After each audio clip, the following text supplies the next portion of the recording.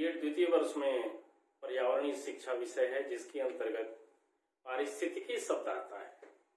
देखिए, पारिस्थितिकी पर्यावरण से जुड़ा हुआ है। पर्यावरण में चर्चा किए थे कि पर्यावरण के जितने अवयव हैं वो पर्यावरण को प्रभावित करते हैं और पर्यावरण भी उन अवयवों को प्रभावित करता है। उससे जुड़ा हुआ है जब पर्यावरणीय समस्याएं आने लगी, उन समस्याओं के अध्ययन के लिए जो व्यवस्था बनाई गई कि आखिरकार जो समस्याएं आ रही है इनका समाधान कैसे होगा, उन समाधानों को हल करने के लिए व्यवस्था बनाई गई कि अगर जहां पर समस्या आ रही है उसका अध्ययन किया जाए, तो ये पारिस्थितिकी शब्द का प्रयोग किया गया।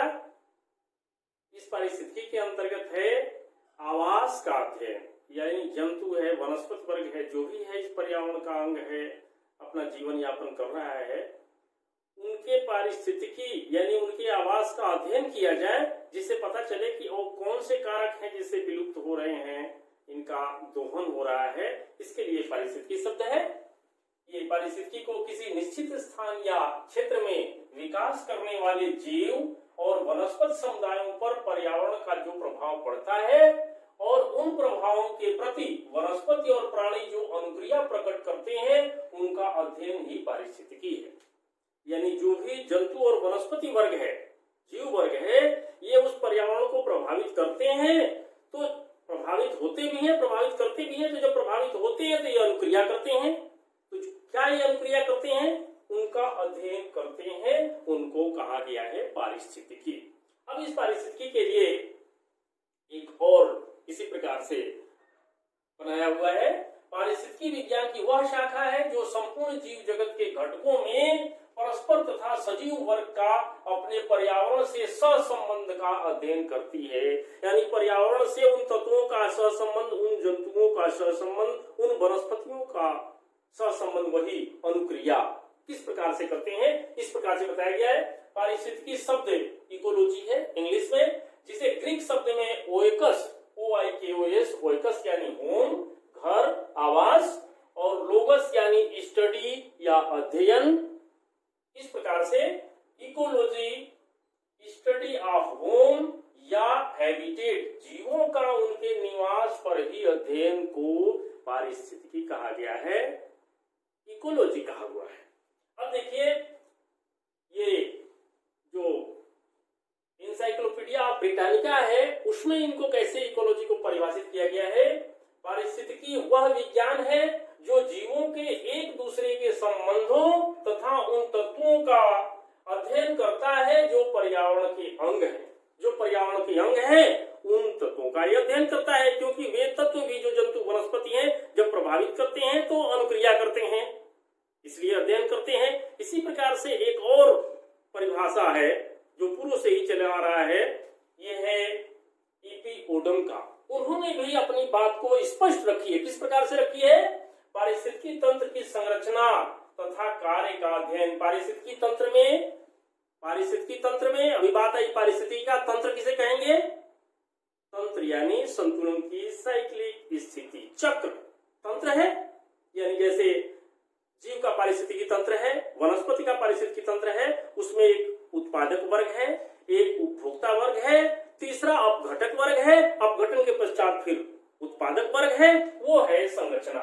तो पारिस्थितिकी तंत्र की संरचना, जो भी संरचना है, उस संरचना, पारिस्थितिकी तंत्र की संरचना तथा कार्य का अध्ययन, उनके कार्यों का अध्ययन, या ये कहें कि पारिस्थितिकी प्रकृति की संरचना, बात वही है। अब प्रकृति के अंदर कौन कौन से आएंगे?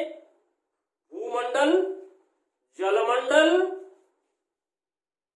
जीवमंडल, वायुमंडल, ये चारों मंडल आएंगे इसमें। तो पारिस्थितिकी प्रकृति की संरचना यानी जहां तक जीवमंडल है, ये उनकी संरचना तथा उनके कार्यों का अध्ययन। किस प्रकार के कार्यों का? ये अनुक्रिया किस प्रकार से करते हैं। शुरू में अपन ने शुरू किया था, अनुक्रिया प्रकट करते हैं और उन अनुक्रियाओं का हम अध्ययन करते हैं। अनुक्रियाओं का अध्ययन हम क्यों करते हैं? इसके लिए शाखाएं हैं, इनकी कई सारी शाखाएं हैं जिनके माध्यम से हम पारिस्थितिकी का अध्ययन करते हैं। पारिस्थितिकी की शाखाओं को एक बार हम अध्ययन करें। पारिस्थितिकी की शाखाएं पादप पारिस्थितिकी, प्राणी पारिस्थितिकी, आवासीय पारिस्थितिकी, पारिस्थितिक, तंत्रीय पारिस्थितिकी, जनसंख्या पारिस्थितिकी, स्व पारिस्थितिकी, समुदाय पारिस्थितिकी, उत्पादन पारिस्थितिकी, प्रदूषण पारिस्थितिकी, विकिरण पारिस्थितिकी, संरक्षण पारिस्थितिकी, मानव पारिस्थितिकी, व्यवहारिक पारिस्थितिकी, भौगोलिक पारिस्थितिकी, सांख्यिकीय पारिस्थितिकी, ये जितनी शाखाएं हैं पारिस्थितिकी की, ये जीवों के, प्राणी के आवास के विस्तृत अध्ययन की सुविधा के लिए एक एक का अध्ययन करेंगे तो विस्तृत हम कारण जान सकेंगे कि इनकी अनुक्रियाएं किस प्रकार की होती है।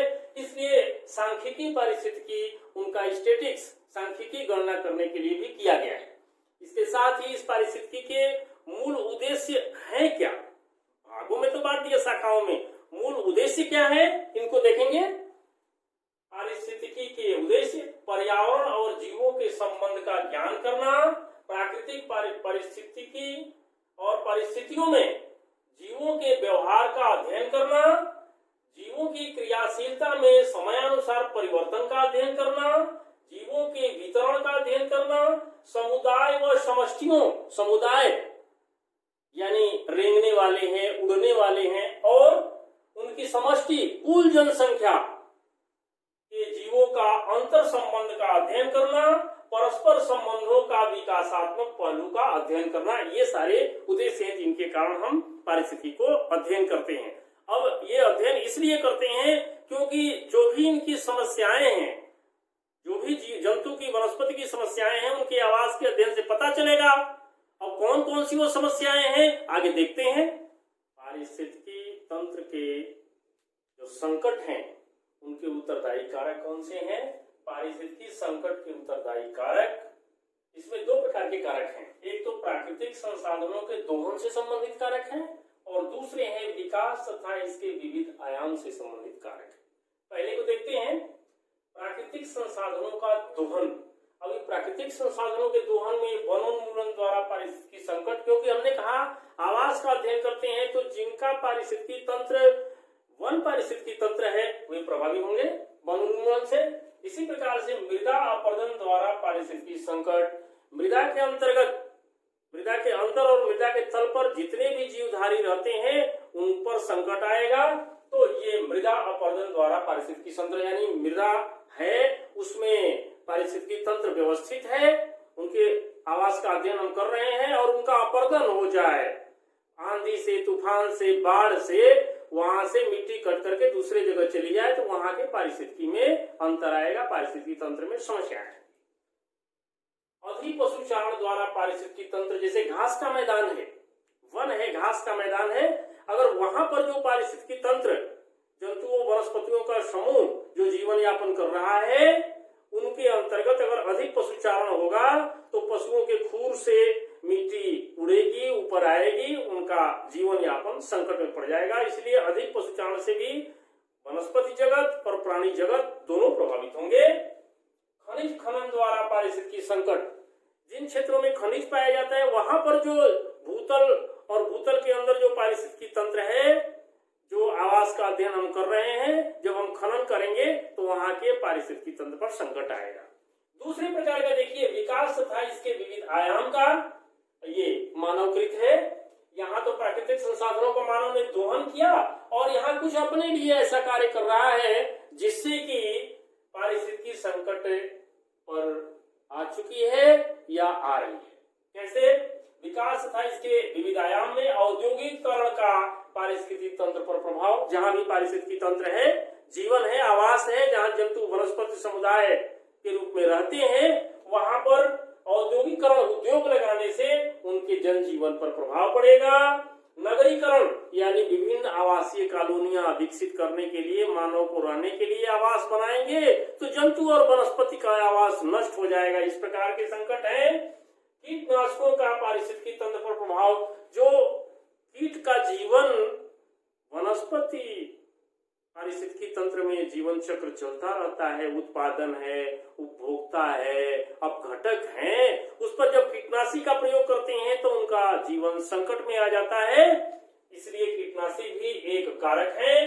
परिवहन विकास का पारिस्थितिकी तंत्र पर, परिवहन के बारे में आप जानते हैं कि परिवहन में हम रसायनों का प्रयोग करते हैं, पेट्रोलियम पदार्थ को जलाते हैं जिससे सल्फर डाइऑक्साइड गैस निकलती है। उन गैसों के कारण वायु प्रदूषण होता है जिसमें वायुमंडल में रहने वाले जंतु और वनस्पति दोनों प्रभावित होते हैं। तो ये परिवहन विकास भी एक पारिस्थितिकी तंत्र का कारक है। इन सबको दूर करने के लिए सुझाव के रूप में मैं ये कहना चाहूंगा, इन सबको संयमित किया जाए, प्रयोग तो किया जाए, संयम से किया जाए और संतुलित से किया जाए। संतुलित और संयमित विकास होने से ये जो पारिस्थितिकी तंत्र, जो पर्यावरण पर प्रभाव पड़ता है एक दूसरे का, इनकी अनुक्रियाएं सामान्य हो जाएगी और सामान्य जीवन यापन चलता रहेगा। इस प्रकार से इस प्रकरण के अंदर पारिस्थितिकी के अंतर्गत हम लोगों ने पारिस्थितिकी के परिभाषाओं को देखा, पारिस्थितिकी के उद्देश्य को हम लोगों ने चर्चा की, उद्देश्य के पश्चात इनके शाखाओं के बारे में हम लोगों ने चर्चा की और विभिन्न शाखाओं की अलग अलग चर्चा करने के पश्चात जो पारिस्थितिकी को संकट में डालने वाले कारक हैं उनका भी हम लोगों ने विस्तृत चर्चा की। पारिस्थितिकी संकट के उत्तरदायी कारक कौन कौन से हैं और उन कारकों के अध्ययन के पश्चात सुझाव बिल्कुल सूत्र के रूप में, सारांश के रूप में इनको संयमित प्रयोग किया जाए और संतुलित किया जाए जिससे पारिस्थितिकी तंत्र की समस्याओं से निजात मिल सके। धन्यवाद।